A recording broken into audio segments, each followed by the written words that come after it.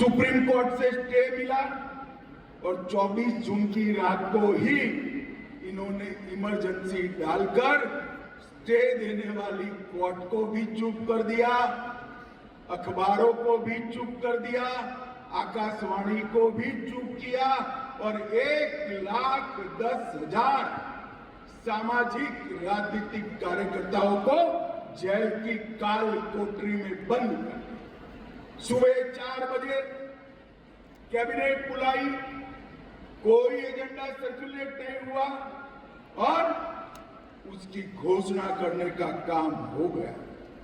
Shah commission ने पूरी जांच के बाद कहा डिटेंशन, टेररिजाइजेशन, नसबंदी और डिमोलिशन, ये तीनों ने पूरे देश के अंदर जिस प्रकार से भय और आतंक का वातावरण किया, इसका कहीं विश्व में कोई जोड़ नहीं मिल सकता है।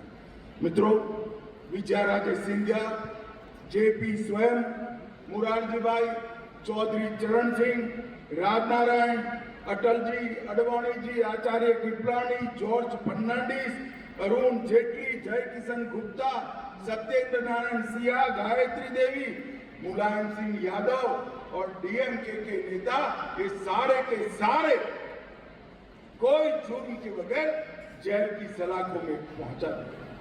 अखबारों के दफ्तर बंद हो गए, 253 पत्रकार गिरफ्तार हो गए, 29 विदेशी पत्रकारों को देश के बाहर भेज दिया और कई सारे अखबारों ने संपादकीय को खाली रखकर इसके सामने प्रोटेस्ट किया, जिसमें इंडियन एक्सप्रेस प्रमुख, जनसत्ता प्रमुख, उनकी बिजली काट दी गई और संसदीय कार्यवाही पर भी सेंसर लगा दिया गया। न्यायालय को भी एक प्रकार से नियंत्रित कर दिया। देश भर में लोकतांत्रिक अधिकार खत्म हुए।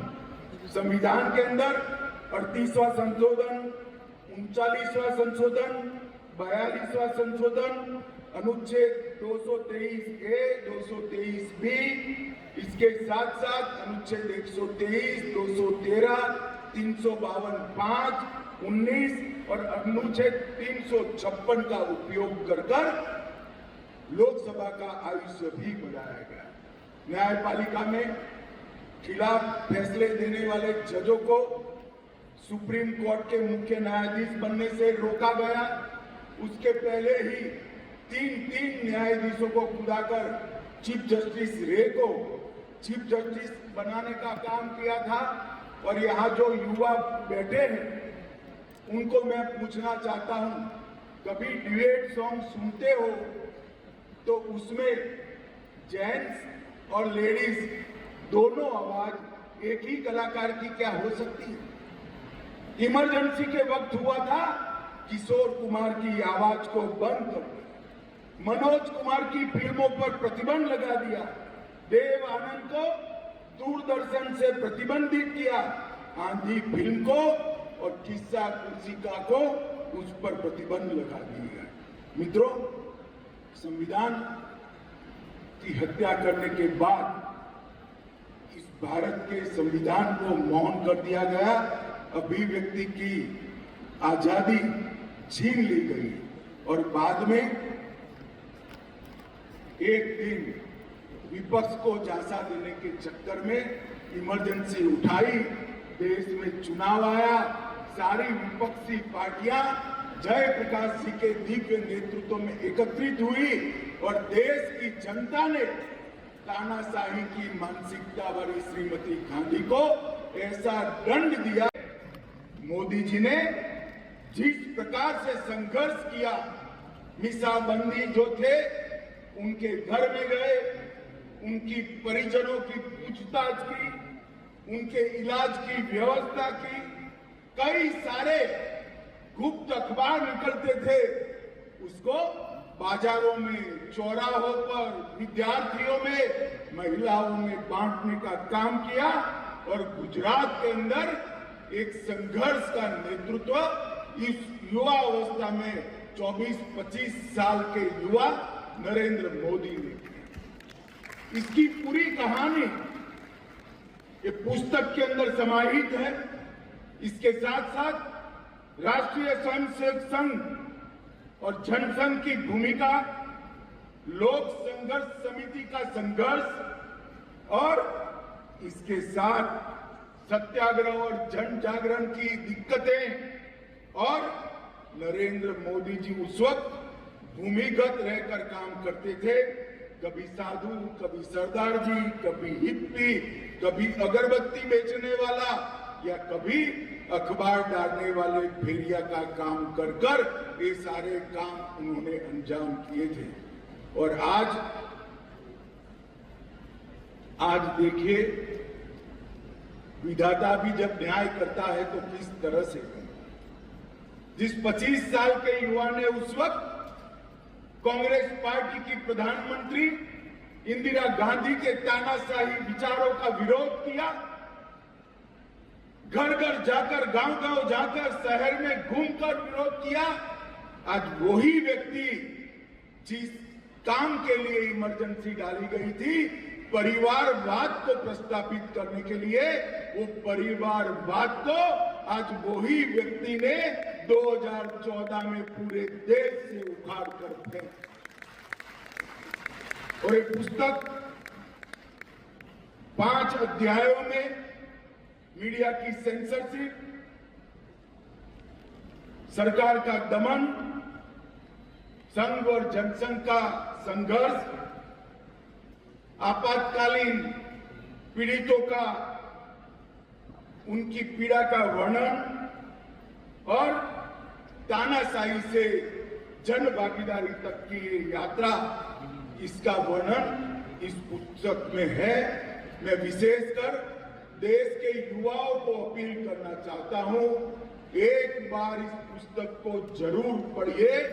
आपकी ही आयु के एक युवा ने अपने शुरुआती दिनों में जिस प्रकार से तानाशाही के खिलाफ संघर्ष किया, वही युवा इस देश में लोकतंत्र की जड़ों को मजबूत करने वाला आज का प्रधानमंत्री नरेंद्र मोदी।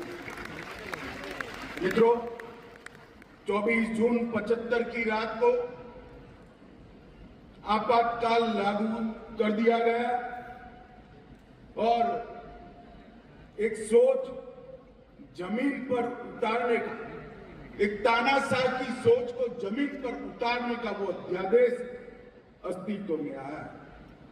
कई बार इतिहास सिर्फ घटनाओं को नहीं बताता, वह नियत और नजरिए को भी उजागर करता है। बाबा साहेब आंबेडकर और संविधान निर्माता ने जो 2,67,000 शब्द बोलकर, चर्चा कर संविधान का निर्माण किया था, वो सारी चर्चाओं का अंत इंदिरा जी ने, राष्ट्रपति जी ने आज आपातकाल की घोषणा की है। एक वाक्य बोलकर सारे संविधान के स्पिरिट को खत्म करने का काम किया। और उसके बाद हम सब जानते हैं, जयप्रकाश नारायण जी ने इसके खिलाफ संघर्ष किया। 1,67,000 शब्द बोलकर, चर्चा कर संविधान का निर्माण किया था। वो सारी चर्चाओं का अंत इंदिरा जी ने, राष्ट्रपति जी ने आज आपातकाल की घोषणा की है। एक वाक्य बोलकर सारे संविधान के स्पिरिट को खत्म करने का काम किया।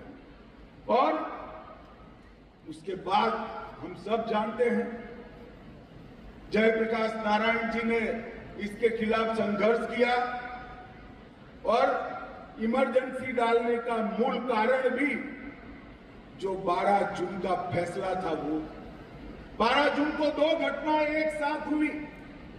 इलाहाबाद हाईकोर्ट ने देश की प्रधानमंत्री के इलेक्शन को खारिज कर दिया। उनको बताया कि अब 6 साल तक चुनाव नहीं लड़ सकते। पूरे देश में सन्नाटा छा गया और सुप्रीम कोर्ट से उसको स्टे मिला। इसके साथ साथ 12 जून को एक और घटना हुई थी। मैं गुजरात से आता हूं, 12 जून को ही गुजरात में जनता मोर्चे का प्रयोग सफल हुआ और गुजरात में कांग्रेस की सत्ता का अंत होकर जनता पार्टी की सरकार। इससे घबराकर 25 तारीख को आपातकाल लगाया गया। कारण तो कहा कि राष्ट्र की सुरक्षा खतरे में है, परंतु पूरी दुनिया अब जानती है राष्ट्र की सुरक्षा को कुछ नहीं हुआ था, उनकी कुर्सी खतरे में। जेपी के संपूर्ण क्रांति के नारे ने पूरे देश को झंझोड़ कर रख दिया था। गुजरात से शुरू किया हुआ आंदोलन बिहार तक पहुंचा था। गुजरात में सरकार गिरी, चुनाव हुआ, कांग्रेस गई और सभी विपक्षों ने एकजुट होकर जनता पार्टी की सरकार बनाई और ये इंदिरा जी के लिए बहुत बड़ी चेतावनी। और जेपी के आंदोलन में महंगाई के खिलाफ छात्र इकट्ठा हुए, अन्याय के खिलाफ रेल कर्मचारी इकट्ठा हुए और जगह जगह पर भ्रष्टाचार विरोधी आंदोलन हुआ और उसमें अंत में 12 तारीख को इलाहाबाद हाईकोर्ट ने इंदिरा जी को संसद सदस्य के नाते गैरलायक बनाया। केंद्रीय संस्कृति मंत्री श्रीमान गजेंद्र सिंह शेखावत जी,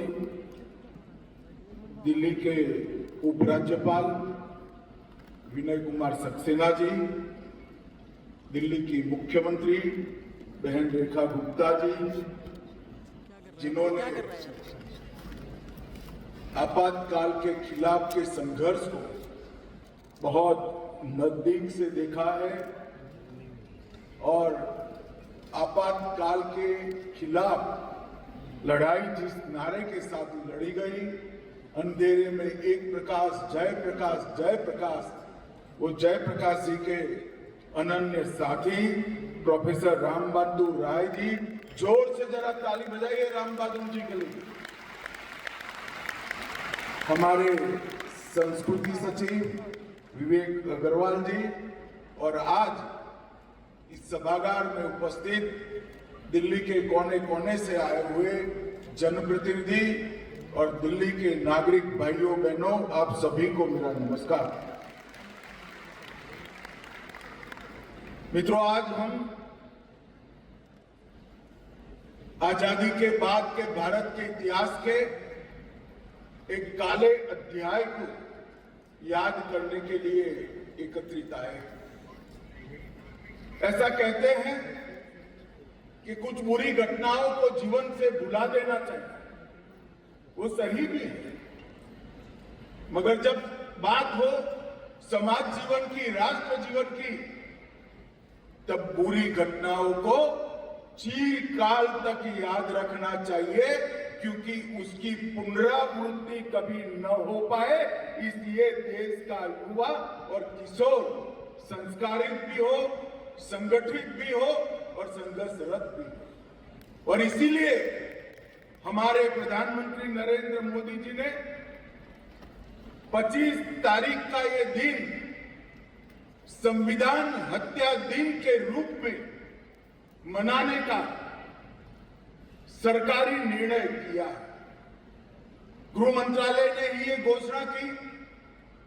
जब ये निर्णय हो रहा था तब कई सारे विचार आए नाम के बारे में, और ऐसा भी लगा कि संविधान हत्या दिन एक प्रकार से थोड़ा कठोर शब्द है, निर्मम शब्द है, मगर सोच विचार कर ये दिन का नाम रखा गया, क्योंकि जिस प्रकार से आपातकाल में देश को एक जेल खाना बनाकर रख दिया था, देश की आत्मा को मूंगा कर रख दिया गया था, न्यायालय के कान को बहरा कर रख दिया गया था, लिखने वालों की कलम से स्याही ही निकाल दी गई थी।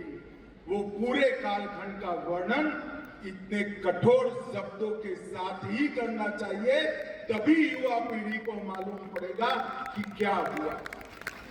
मित्रों, आज यहाँ पर एक पुस्तक की भी विमोचन हुई, the emergency diaries years that forged a leader.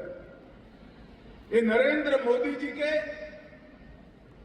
आपातकाल के दौरान एक युवा संघ के प्रचारक के रूप में भूमिगत रहकर 19 माह तक जो आंदोलन जेपी के नेतृत्व में चला, नानाजी देशमुख के नेतृत्व में चला, वो आंदोलन में एक युवा कार्यकर्ता के नाते मोदी जी ने जिस प्रकार से संघर्ष किया, मीसाबंदी जो थे उनके घर में गए, उनकी परिजनों की पूछताछ की, उनके इलाज की व्यवस्था की, कई सारे गुप्त अखबार निकलते थे की हत्या करने के बाद इस भारत के संविधान को मौन कर दिया गया, अभिव्यक्ति की आजादी छीन ली गई और बाद में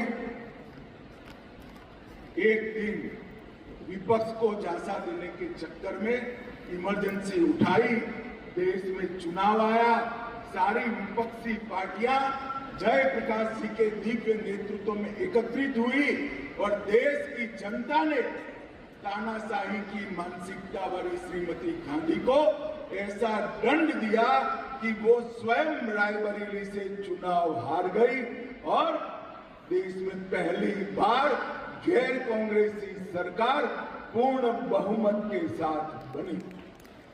और ये दिन इसलिए याद रखना जरूरी है कि भविष्य में कभी भी कोई भी व्यक्ति तानाशाही सोच को इस देश के संविधान पर थोप न दे।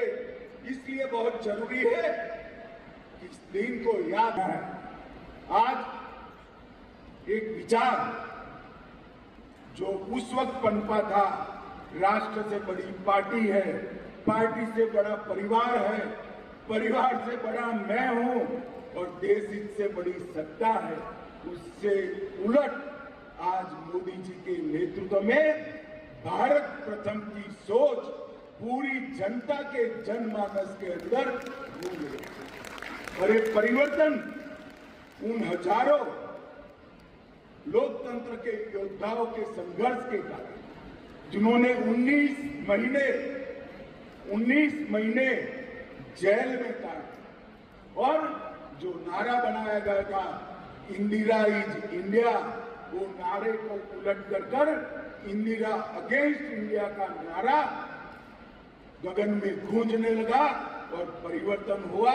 इसी के कारण आज हमारे 140 करोड़ की आबादी मोदी जी के नेतृत्व में 2047 में पूरी दुनिया में भारत को हर क्षेत्र में प्रथम लाने के लिए संघर्ष कर रही है, संकल्पित हुई है और आगे बढ़ रही है। मित्रों, आइए आज हम सब और विशेष कर इस देश के किशोर और युवा आगे आए और इतिहास को, हमारे बच्चों को, किशोरों को और युवाओं को समझाएं, एक काले अध्याय को उनसे परिचय कराएं और भविष्य में कोई भी तानाशाह ऐसी हिम्मत न कर सके।